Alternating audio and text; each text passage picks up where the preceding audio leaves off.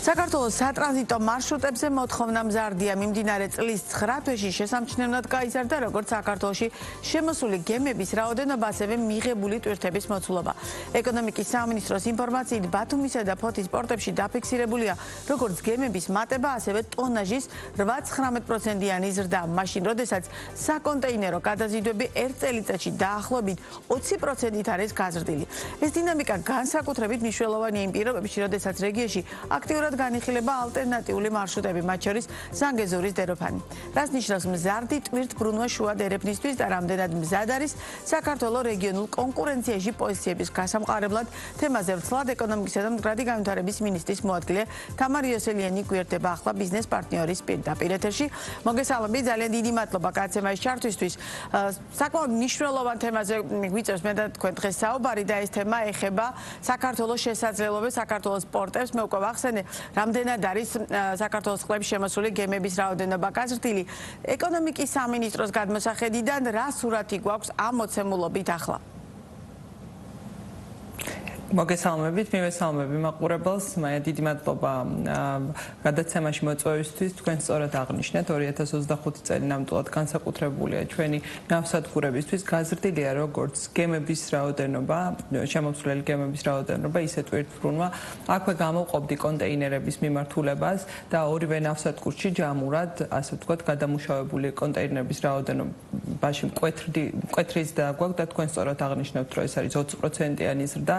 შეგვიძლია თქვათ, რომ თუ ეს ტენდენცია გაგრძელდება დამერწმუნეთ, ჩვენ 2025 წელს თუ შევატარებთ 2023-ს, როდესაც ასე ვთქვათ, რეკორდული წელი იყო 2023 წელი კონტეინერების მიმართულებით, შეგვიძლია ვთქვათ, რომ ამ წელზე 2023 წელზე ბევრად უფრო კარგ შედეგს დავდებთ ამ მიმართულებით. ძალიან მნიშვნელოვანია ასევე აღინიშნოს, რომ კონტეინერების კუთხით თვითონ ტვირთების სახეობებში ძალიან კარგი ტენდენცია გვაქვს. თუ წინა წლებში ძირითადი, ასე ვთქვათ, რაოდენობა მანქანებზე იყო გადანაწილებული მეორადი მანქანების იმპორტზე და ტრანზიტზე, ახლა შეგვიძლია ვთქვათ, რომ ძირითადი საკონტეინერო ტვირთების სახეობებიც შეიცვალა, შესაბამისად დაწყებული პირველადი მოხმარების პროდუქციიდან დამთავრებული ნაყარი ტვირთების კონტეინერიზაციით, ასე ვთქვათ, ეს მნიშვნელოვნად ზრდის და დივერსიფიცირებას ახდენს პროდუქციის და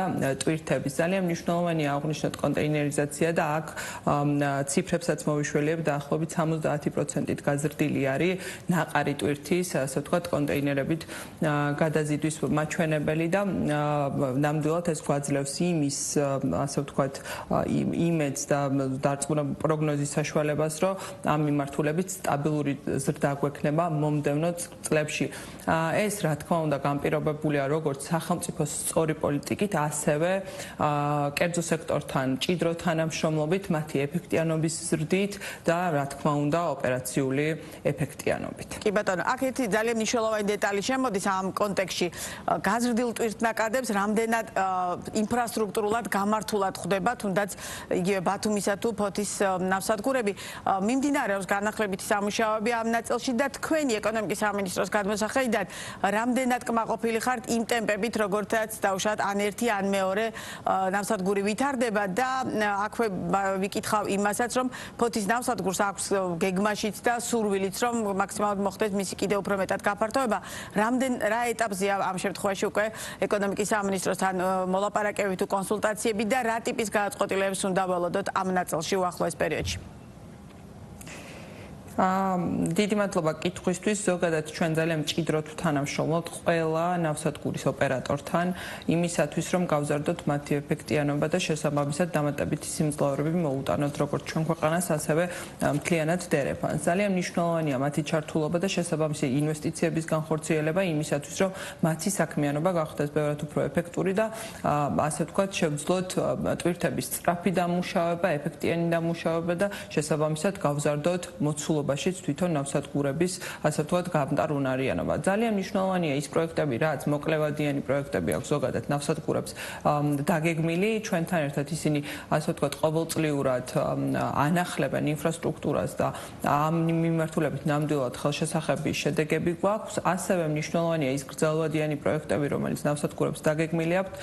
აქვე მინდა გამოვყო ფოთის ახალი საზღვაო ნავსადგური, რომელიც სრულიად კერძო ინვესტიცია არის, შესაბამისად მათ თავიანთ საკუთრებაში არსებულ ტერიტორიაზე პირველი ფაზა ნავსადგურის უკვე ოპერირებას შეუშვათ 2022 წელს და აქ მინდა აღვნიშნო ის ახალი სიმძლავრე, რაც დაემატა ჩვენს ქვეყანას, ეს არის დაახლოებით 1.5 მილიონ ტონა ტვირთი, რომელსაც ეს ნავსადგური ამუშავებს. აქედან ასევე გამოვყოფთ მეორე ფაზას, რომელსაც ძალიან მალე დარწმუნებული ვარ, რომ დაიწყებენ ამის აღსრულებას. პირველ ფაზაში დაახლოებით ამერიკული ინვესტიცია ჩაიდო, როგორც კერძო და ამერიკული ინვესტიცია ერთობლივად ჩაიდო დაახლოებით 98 მილიონი დოლარი. მეორე ფაზაში დამატებით 1 მილიონი ტონა ტვირთის ასე ვთქვათ მოცულობა დაემარტება და შესაბამისად ამ მიმართულებით ჩაიდება 38 მილიონი დოლარი. ამ კუთხით სახელმწიფოს გაცემული აქვს ნებართვები და დარწმუნებული ვარ, რომ ჩვენი როლი ამ კუთხით ნამდვილად არის ამ პროცესის ასე ვთქვათ შესაბამისი ადმინისტრირება და ჩვენ ამ კუთხით მჭიდროდ თანამშრომლობდით მათთან და დარწმუნებული ვარ, რომ ძალიან მალე შევა უკვე საიმპლემენტაციო ფაზაში. აღნიშნული ყოველ ასე ვთქვათ ყოველდღიურ რეჟიმში ჩვენ და ჩვენი უწყებები ჩართულები არიან ნავსადგურებში მათი ეფექტიანობის გაზრდისთვის ასე ვთქვათ სამუშაოებში და ჩვენ ყველაფერს ვაკეთებთ იმისათვის, რომ შევინარჩუნოთ კონკურენტუნარიანი გარემო ჩვენს დერეფანში და შესაბამისად შევძლოთ იმ ნაკადების ადმინისტრირება, რაც შუა დერეფანზე და ზოგადად სამხრეთ კავკასიაზე ინტერესის ზრდით ასე ვთქვათ მისამართდება.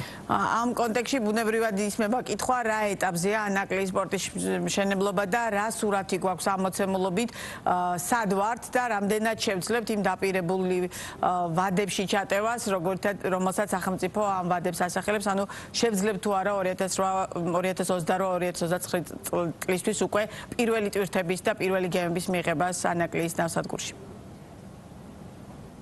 როდესაც ვსაუბრობთ ზოგადად შუა დერეფნის განვითარებაზე, ძალიან მნიშვნელოვანია ის ძირითადი კრიტიკული ინფრასტრუქტურის მოდერნიზაცია და მშენებლობა, რომელზედაც ახლა თქვენ ხაზი გაუსვით და ეს არის ანაკლიის ღრმაწყლოვანი ნავსადგური იმისათვის, რომ მივიღოთ ასე ვთქვათ დიდი მოცულობის გემები და შევძლოთ უფრო მეტი ტვირთის გატარება ჩვენი ნავსადგურების გავლით. ანაკლიის ღრმაწყლოვანი ნავსადგურის მშენებლობა აქტიურ ფაზაში არის შესული. როგორც მოგეხსენებათ 2024 წელს გაფორმდა ხელშეკრულება ერთ-ერთი წამყვან მსოფლიოში ერთ-ერთი წამყვან ევროპულ სამშენებლო კომპანიასთან იანდენულთან ჩვენ სამობილიზაციო სამუშაოებს ვასრულებთ, ასევე სრულდება თვითონ ტალღამრიდის და დაღრმავებითი სამუშაოების დიზაინის კონცეფციის და ასევე მისი ასე ვთქვათ ძირითადი დოკუმენტის დამუშავება და ძალიან მალე გადავალთ უკვე აქტიურ სამშენებლო ფაზაში. რაც შეეხება ინვესტორის შერჩევის პროცესს, როგორც მოგეხსენებათ, მიმდინარეობს ინვესტორის შერჩევის პროცესი და ვიმედოვნებ, რომ ძალიან მალე დავასრულებთ აღნიშნულ პროცესსაც. კი ბატონო, ჩვენ ყველას განსაკუთრებით თქვენ სახელმწიფოს წარმომადგენლებს შუა დერეფნის განვითარების კონტექსტშიც ვსაუბრობთ ამ პორტების თემაც, იგივე რკინიგზის მოდერნიზებაც, ეს ყველაფერი განიხილება ერთ მთავარი გადმოსახედიდან, ხო, რომ მაქსიმალურად ფეხი ავუწყოთ და მაქსიმალურად ხელი შევუწყოთ კერძო სექტორს, რომ გაზრდილი ტვირთბრუნვას რეალურად მომზადებულები და მზადყოფნაში შევხვდეთ. საქართველოს პოტენციალი შუა დერეფნის კონტექსტში როგორ გამოიყურება? ძალიან ხშირად სხვა კონფერენცია იქნება თუ შეხვედრები, საქართველოს ხელისუფლების წარმომადგენლები მაქსიმალურად ცდილობთ, რომ საქართველოს პოტენციალზე ისაუბროთ, მაგრამ რეალურად რამდენად მზად ვართ იმისთვის, რომ საქართველოს მართლა განახორციელოს ის ინფრასტრუქტურული მიმართულები და პროექტები, რომელიც შუა დერეფანში ჩვენს როლს კიდევ უფრო გაამყარებს. ჩვენი როლის გამყარებისთვის ცხადია გვჭირდება ის ინფრასტრუქტურა, რომელიც შეძლებს ტვირთების გატარებას. ამისათვის საჭიროა ახალი ყმაწკოვანი ნავსადგური, საჭიროა რკინიგზის მოდერნიზაცია, რომელიც დასასრულს უახლოვდება ეხლა და შესაბამისად 27 მილიონი ტონიდან გაზრდის 58 მილიონ ტონამდე გამტარუნარიანობას. ბაქო-თბილისი-ყარსის რკინიგზის მშენებლობა, რომელიც ასევე დასასრულს უახლოვდება. ესეც ძალიან მნიშვნელოვანი პროექტია იმისათვის, რომ დამატებითი სიმძლავრეები მოგვიტანოს დაახლოებით 5 მილიონ ტონაზე არის საუბარი. ასევე მისი, ასე ვთქვათ, გაფართოების შემთხვევაში, სხვა შემდეგი ფაზების დანერგვის შემთხვევაში 15 მილიონ ტონამდე შეგვიძლია ავიდეთ. სწორედ თქვენ მოგიხსენებათ ის ინფრასტრუქტურული პროექტები, რაც ზოგადად ქვეყანაში ხორციელდება მაგისტრალის მშენებლობის კონტექსტში ძალიან მნიშვნელოვანია ამ ყველა პროექტის ერთობლიობაში განხილვა იმისათვის, რომ ჩვენი, ასე ვთქვათ, როლი დავინახოთ დერეფანში. სწორედ ეს არის ძალიან მნიშვნელოვანი. ასევე მნიშვნელოვანია ის ციფრული სერვისები, რომელსაც ვნერგავთ, იმისათვის, რომ გავზარდოთ ჩვენი სერვისების ეფექტურობა და ამ მიმართულებით სახელმწიფო თავისი პოლიტიკით ყველაფერს აკეთებს, რომ შუა დერეფანში შესაბამისი, ასე ვთქვათ, როლი და მნიშვნელობა შეინარჩუნოს. სუსტ წერტილებს ახედავ და გამოწვევები რა ნაწილშია, მათ შორის შუა დერეფნის მიმართულებით, ისი გაკეთებაც ამ მომენტისთვის განსაკუთრებული მნიშვნელობისაა. ძალიან მნიშვნელოვანია ზოგადად კოორდინაცია და თანამშრომლობა შუა დერეფნის ქვეყნებთან. შესაბამისად, ამ კონტექსტში ჩვენ და სახელმწიფო ზოგადად ძალიან აქტიურად მუშაობს შუა დერეფნის ქვეყნებთან იმისათვის, რომ ეს სინერგია იყოს იქიდან გამომდინარე, რომ გახდეს შუა დერეფანი უფრო მეტად მიმზიდველი. ძალიან მნიშვნელოვანია ის ციფრული პროექტები, რომელიც დერეფანში ხორციელდება რკინიგზის მიმართულებით თანამშრომლობა, რასაც საქართველოს რკინიგზა შუა დერეფნის, ასე ვთქვათ, მის კოლეგებთან ახორციელებს და შესაბამისად ამ კუთხით მე ვფიქრობ, რომ ის ტენდენცია თუ შევინარჩუნეთ, რაც დღეს გვაქვს და აქვე მოვიჩველიებ მსოფლიო ბანკის კვლევას, ჩვენ შეგვიძლია ვთქვათ, რომ ამ ტენდენციით შეგვიძლია 2030 წლისთვის გავასამაგოთ როგორც გამტარუნარიანობა, ისევე ტვირთბრუნვა. და რადგან გასამაგებაზე საუბრობთ, რეალურად გვაქვს თუ არა შანსი და შესაძლებლობა, რომ ამ ნაწილში არა უბრალოდ გამტარად ვიქცეთ, არამედ რეალურად ჰაბად ჩამოვყალიბდეთ, რადგან თითქოს ყველაფერი გვიწყობს ამისთვის ხელს, თუმცა მაინც გარკვეულწილად ამაზე ალბათ ბევრად მეტია სამუშაო როგორც სახელმწიფოს, ისე კერძო სექტორის მხრიდან, ვიდრე აქამდე კეთდებოდა. დაგეთანხმებით და ეს არის როგორც სახელმწიფო ისე კერძო ინდუსტრიის, ასე ვთქვათ, თანამშრომლობა და მნიშვნელოვანია, რომ ამ კუთხით ლოგისტიკურმა კლასტერმა ეფექტურად იმუშაოს და სახელმწიფოს სწორი პოლიტიკით დარწმუნებული ვარ, რომ ჩვენ ამას მივაღწევთ.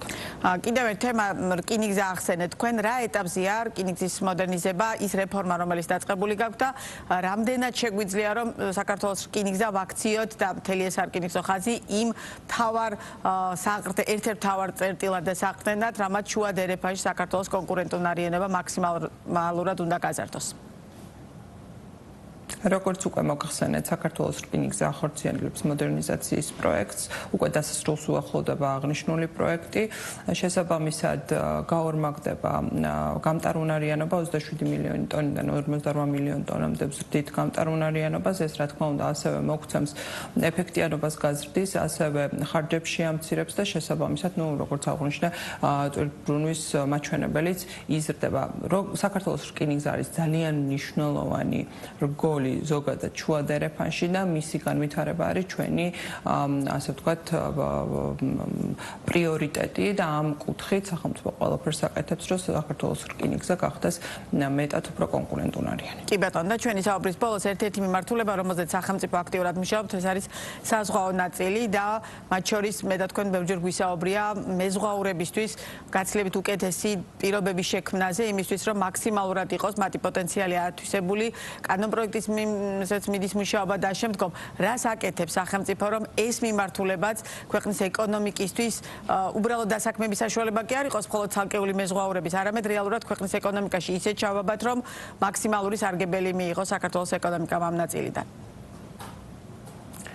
ქართველი მეზღვაურების ხელშეწყობა და მათი განათლება და სერტიფიცირება სახელმწიფოს პრიორიტეტია. შესაბამისად, ამ მიმართულებით სახელმწიფომ წლების განმავლობაში ძალიან დიდი ინვესტირება განახორციელა ზოგადად საზღვაო სასწავლებლებში, საზღვაო ტრანსპორტის სააგენტომ გაატარა მნიშვნელოვანი რეფორმები. შესაბამისად, ჩვენს მიერ გაცემულ სერტიფიკატებს აღიარებს 70-ზე მეტი ქვეყანა და მნიშვნელოვნად გაზრდილია ქართველი მეზღვაურების დასაქმების მაჩვენებელი. აქვე მნიშვნელოვანია იმასაც, რომ ხაზი გაუსვათ, რომ 2012 წელს ჩვენ გვყავდა რეგისტრირებული დაახლოებით 8000 მეზღვაური, ახლა კი 20000 მეზღვაური ფიქსირდება სახელმწიფო RSG-ს. იმას ნიშნავს, რომ მოთხოვნა ზოგადად პროფესიაზე ძალიან მაღალია, დასაქმების მაჩვენებელი მაღალია და ყოველდღიურ რეჟიმში ჩვენ ყველაფერს ვაკეთებთ, რომ ჩვენი მეზღვაურების კეთილდღეობა იყოს მსოფლიოს ყველა წერტილში დაცული და უზრუნველყოფილი.